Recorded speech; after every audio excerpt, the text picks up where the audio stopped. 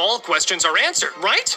Not even close. These are 21 Dragon Ball mysteries that still remain unanswered to this day. For example, have you ever wondered who is Frieza's biggest customer? You see, we do know that Frieza and his family are in the business of selling planets, but who is actually strong enough, rich enough, and evil enough to buy planets from Frieza's family? And it's not like this business is a recent thing either, because we know that thanks to the episode of Bardock that even thousands of years ago, his family was still in the same business. So just what kind of clients had they been selling these planets to? But wait, why even go through all the trouble of invading planets, killing the natives, and then selling them anyway? I mean, as we saw on Namek, Frieza wasn't really there for diplomatic reasons. He wasn't going to negotiate with the elders. Heck, he wasn't even planning a debt trap. No, he and his goons were there to take the Dragon Balls by force. So it's not like Frieza needs to run a business. He could just take whatever he wants by force. Who knows? Maybe Frieza's customer is a powerful and corrupt entity as well. Now, this is just the beginning and only one of the 21 Dragon Ball mysteries that still remain unsolved even to this day. Stick around to the end because these mysteries are going to get crazier and crazier with each point. Like, have you ever wondered about why King Kai is still alive when all the Kais who were killed by Buu remained dead? We are talking about that time when Kid Buu invaded the sacred planet of the Kais 5 million years ago. He killed the West Supreme Kai and the North Supreme Kai, and then proceeded to absorb the South Supreme Kai. And keep in mind that it's not just because there was a difference between a King Kai and a Supreme Kai. Old Kai was also able to just continue living on the sacred planet of the Kais even after giving up his life to Goku. So if we go by that logic, shouldn't the Supreme Kais who were killed by Kid Buu still be around and chilling on that planet? Am I missing something, or will we ever be given an explanation about that? And since we're talking about the death of Kais, let's talk about when Goku took himself to King Kai's planet right as Cell was about to implode. Everybody, including Goku, died. But Cell not only survived the self-destruction, he was even able to regain his perfect form, and then take it further beyond by becoming Super Perfect Cell. How did he do that? After all, he had already puked out Android 18 from his body, so how was he able to regain his perfect form regardless? What exactly did we miss here? And let's also talk about someone who took us even further down the pit. Back during the Tournament of Power, when Goku realized just how outmatched he was up against Jiren, he decided to pull out the classic Spirit Bomb card. He reverted back to his base form and gathered energy from his fellow Z fighters to conjure up a massive, destructive Spirit Bomb, which he then dropped right on top of Jiren. But Jiren was easily able to push it back. Of course, Goku did his best to control it after it was sent back at him. However, even with Super Saiyan Blue and Kaioken times 20, he still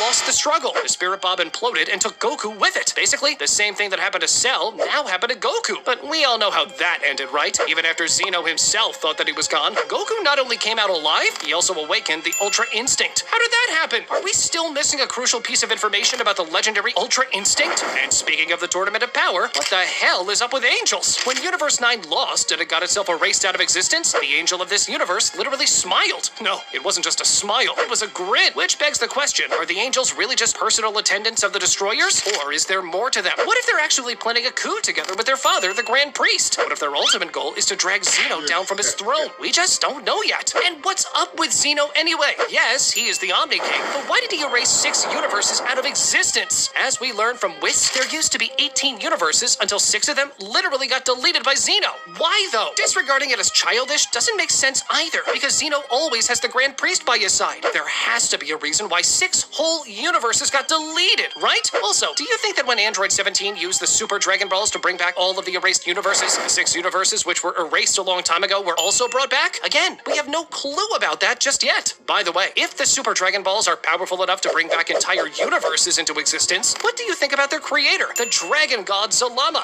We know that in the Dragon Ball Super anime, this described the Grand Priest as one of the top 5 strongest in the multiverse. Could it be that Zalama is one of the other 4? What if the Grand Priest is top 1 and Zalama is top 2 when it comes to power level? And what is Zalama's connection with the Namekians? We know that the Namekians aren't native to Universe 6 or 7. They came to these universes from a different realm. So it is possible that the Namekians are actually distant descendants of the Dragon God. We do know that they took the shavings of the Supreme Dragons for making their own, but they obviously didn't just stumble across the Super Dragon Balls. There must have been a proper lore reason why the Namekians went on to create Dragon Balls on the respective planets, right? Which brings us to the Namekian Book of Legends. It was first mentioned when the gang summoned Shenron and asked him about the Super Saiyan God. Shenron referenced the Namekian Book of Legends when he explained the process of how to become a Super Saiyan God. Now, we all know that the book was actually written by an ancient Namekian elder, and remember how during the Namek Saga, Grand Elder Guru already knew about the Super Saiyan transformation? This all means that the ancient Namekians not just knew about the Super Saiyan, they also knew about the Super Saiyan God. So who was it? Which elder wrote this book?